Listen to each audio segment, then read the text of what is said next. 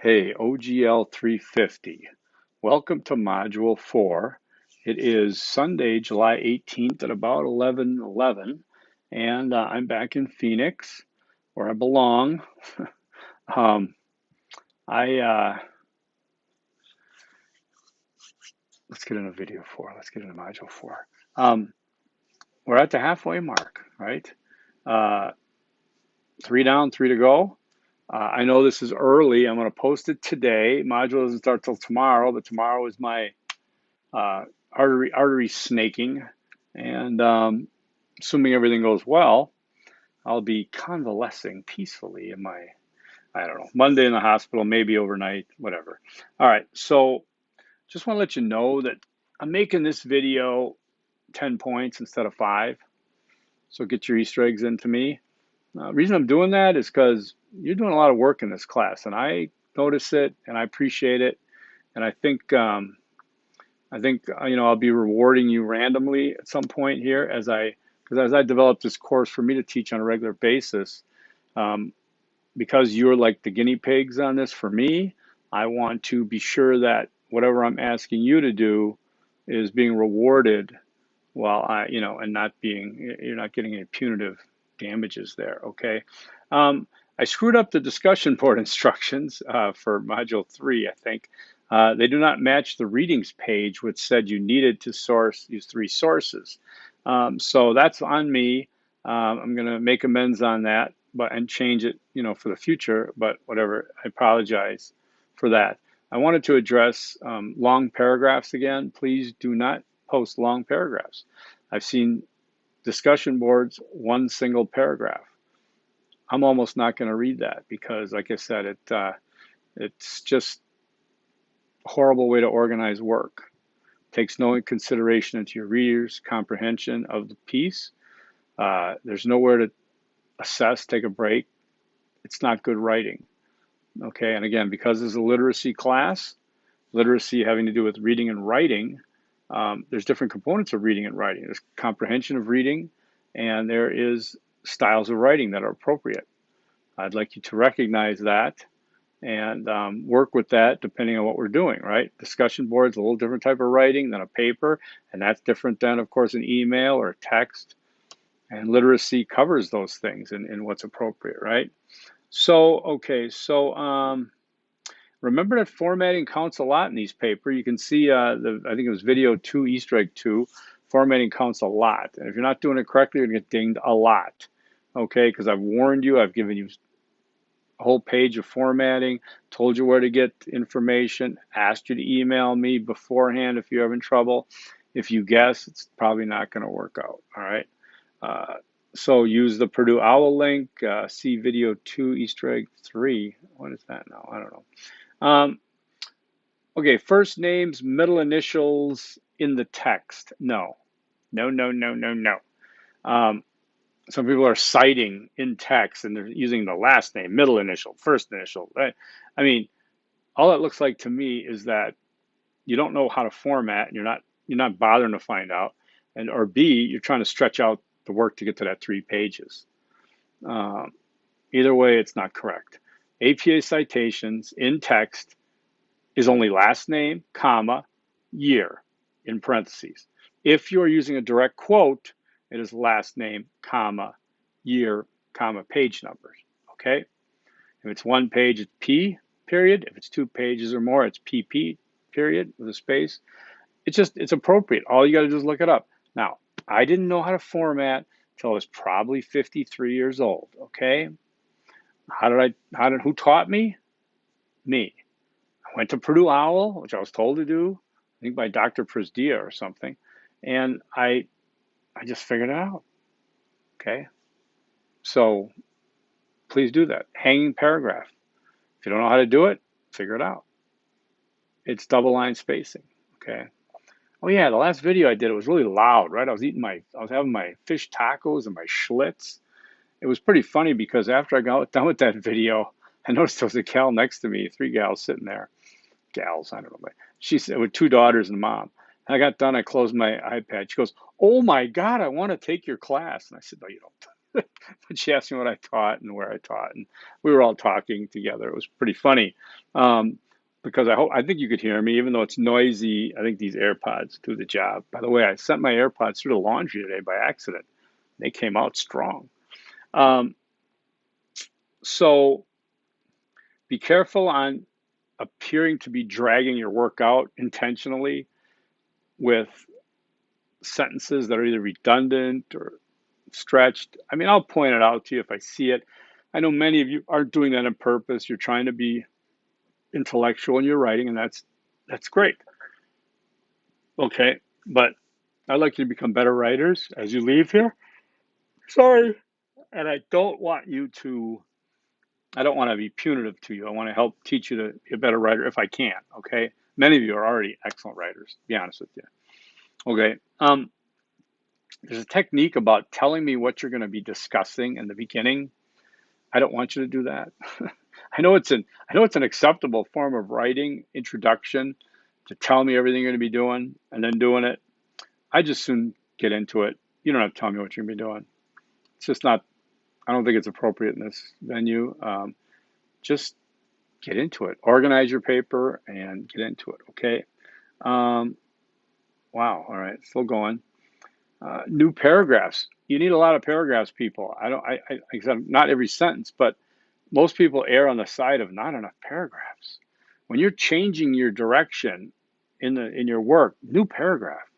Okay, just enter indent. Okay, I need paragraphs, people. I need paragraphs. All right. The shades of black. The end of your paper. What I would recommend for Word is highlight the whole thing and then click on the color and make sure it's black.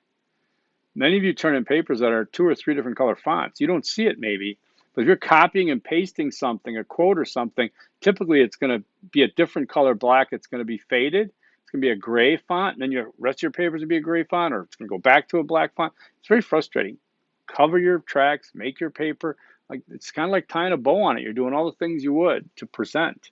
Make sure it's all the same color, right? Make sure it's all the right font, the correct font.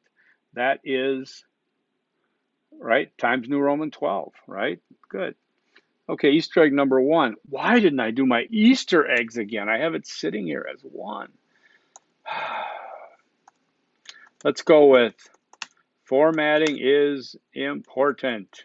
That's kind of a redo, but I want you to remember that, right? Okay, module 4 is subtitle are differences and similarities. And part of the learning objectives, take a look at that. You want to recognize various cultures, identify bias and privilege related to ethnicity, class, gender, sexual orientation, age, religion, ableness in the workplace. All interesting things that we see, okay? I recently procured a handicap flag for my car for parking. When I was in Wisconsin, my friends all gave me a ton of crap for it, okay? Again, there was a line from Seinfeld. No, I'm not going to go there. All I'm going to say is that I wanted it. My doctor asked me if I did. I said, sure, why not? It's good for life. And because my heart has been an issue right now, there's places that I don't want to park a mile away. Okay. I rarely use it, but I will use it if parking is really, really far. I just don't want to do it, especially when it's 115 out in the sun here, right? Okay, so you've got assignments, basically 3 things again: the quiz, discussion, and the paper. So you got a quiz that's 20 points, 18 questions, multiple choice, due on the 23rd, Friday. You got a discussion that's worth, actually, I think I increased it to 40 points. Again, another benefit to you. I increased it to 40 points, which is 30 and 10, I think. I'll double check. 10 for the response, and that's due on Saturday. And then the paper number 4 is 100 points due Sunday. Okay, so Easter egg number 2 is, oh my God, what is it? What is it? Um, I really apologize. Should we get back to Easter egg number 2? No, let's just say, recognize various cultures. I don't know, I'm just stealing that from the objectives, but recognize. Okay. All right, so then you got your audio visual lesson 9. That's Dr. Emily Mertz again, about acculturation. 22 minutes long, and then there's a following quiz, 18 questions for 20 points. Discussion 4, yes, now it's 40 points, okay? And let's take a look at that one if we could. Discussion 4. It has a lot to it. I notice you guys do a lot of have a lot of academic rigor in this class, and I really appreciate it again. So you're not getting out cheap in this class, nor should you, right? So the discussion post should be at least 300 words. That's half a page in Word. Decided to put that up there. It's worth 30 points, and I go through there's a whole background to this and some links to look at. Then, there's 4 different things to do. You don't number them. You can just put them in there. Paragraphs, whatever, subsections, whatever, to get this discussion going for yourself. 10 points is a peer response of up to 100 points, of up to 100 words, or minimum 100 words.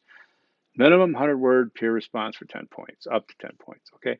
There's some additional background info to browse and maybe download and save on your system, because these things, yes, a lot of it's dated between 2014, 2017, still appropriate in many ways. But again, you've got some resources here that wouldn't hurt to download and save them. As you grow into your leadership roles, whatever you're doing, it's good to have different things saved to refer back to know. Don't just say, oh, I remember that when I did back in OGL 350. No, you're not going to remember it. Save it. Okay, so those are there to take a look at, all right? And boy, oh boy, sorry, go from there. I actually had 8 hours sleep. Okay, so discussion board I talked to. Then I want you to post it, Now, post paragraphs, again, paragraph indents. You can use line gaps too. If you don't want to use indents, you can use line gaps. 1 line gap for a paragraph, okay? I'd like you to cite in text what you're using, okay? You know how to do that now. It's important. Formatting is important, as we talked about. You need to cite what you're using from the material in the class. And then at the bottom, do a rudimentary works cited list. I don't need it to be hanging paragraphs and such. It's too hard to do in a discussion post. So it's much more informal, but I'd like you to use it so that you get used to citing, because it's important as you go through and become an academic and use things even in real life as a better consumer of knowledge. When you see a tweet or some Facebook post or something that makes some kind of claim, do you ever look it up? Do you ever just pass it on and agree with it because it resonates with you?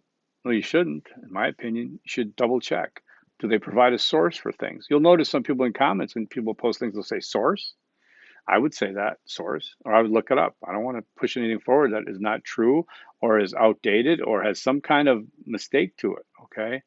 I mean, it was just did I talk about this? It was just a meme going around, a picture of Einstein giving a lecture to a number of African-American men in a all-black college, I think it was, university. And it talked about how Einstein refused to, he refused to just teach to white colleges only. He called, 20th century racism one of the biggest scourges on the earth in the U.S. and all that stuff. And I didn't question it, think that I didn't believe him, but I wanted to hear more about this. And so I looked it up, and he taught at Princeton. I mean, it's not like he gave up teaching to any white university. And Princeton was probably integrated to just a very minimal degree back then. But then also people in the comments were saying, "Oh, hell no, his journals were very racist," and somebody said anti-Semitic or something, but he was Jewish. I don't know, he's a German. So all these confusing different things. You don't just believe everybody. And I looked it up and I read more about him, and you get a better context, okay? And seeing that, yes, he did discuss in the 1940s, I think, 50s maybe, very strongly against racism. And, he had a lot to say about that and a lot to teach. And in the 1920s, yes, his journals did present racist material, stereotypes. The question here is that who was he in 1920s? Who was he in 1940s? It's not to give a free pass to people, but it's to acknowledge that there can be evolution. So both can be right. Well, he was a racist, this and that. Well, he was not racist at all. Well, I think there's a little more nuance to it, and I think you found some of that in that implicit uh, test you took last week. That was pretty interesting, I hope. Uh, so, anyways, just wanted to talk about that and what we look for. And so, citing things is just a way to kind of guarantee that you're doing that. You're demonstrating academic rigor. You can do that in real life. Okay. All right. So hopefully you know that. All right. So then let's see what we got next. I did. Right. Okay. So now we got paper 4.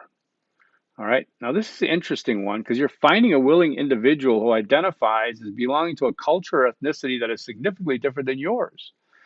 All right. So let me know if you have a problem with this, but hopefully you won't.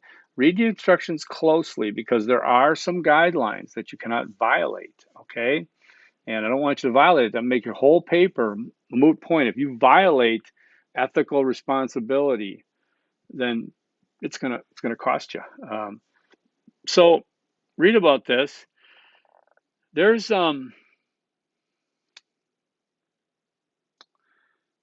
there is a list of possible questions you can use. It's a list of 41 questions. You don't have to use them all. Basically, you got to use at least 10. At least 10. Read the requirements closely, okay? Just that's all I can say is make sure you read the instructions. Don't turn around and get caught because you wanted to rush through it, okay? It's not an easy thing to do here, but I think it's an interesting exercise, and let me know if you have any problems with that. By the way, I noticed my colleague, Dr. Przdia, has been bringing up to his OGL 350. He went in with a turnkey operation, by the way. He didn't change anything. We both took on the same course. He didn't change anything, turnkey operation. I gutted mine and made it aesthetically easier to handle because my mind was freaking out when I saw it. I was like, oh my God. It is the next paper, number 5. Just to give you a heads up, it has attend or experience a cultural event that is related to a culture, ethnic group that is different from your own. Keep this one in mind, all right? Um, if you have any questions or issues with this, let me know. I think it's an exciting one. I'm leaving it here even in the days of COVID because there are opportunities to do some things here. I'll look at it closer as it comes up, but I think it's a great exercise that we will be sticking with. So, or not even, how is this video shorter than my IDS video, which I do 2 a week? Okay, so you have any questions, comments, or concerns, you are to ask, please. If you are running into real life situations that require you to do things in a different manner in terms of flexibility, let me know. Looking at the grade book, sorry, that's where I had the discussion open. Looking at the grade book, we've got like 27 or 22 students in the class. Most everyone is getting an A or B, and others who are not getting an A or B, you're right at the cusp of getting up there for whatever reason you haven't made that yet. So again, keep in contact with me. I'll be out of action tomorrow. Don't feel good right now. But anyways, that's it. Forks up. No, it's not it. Easter egg number 3.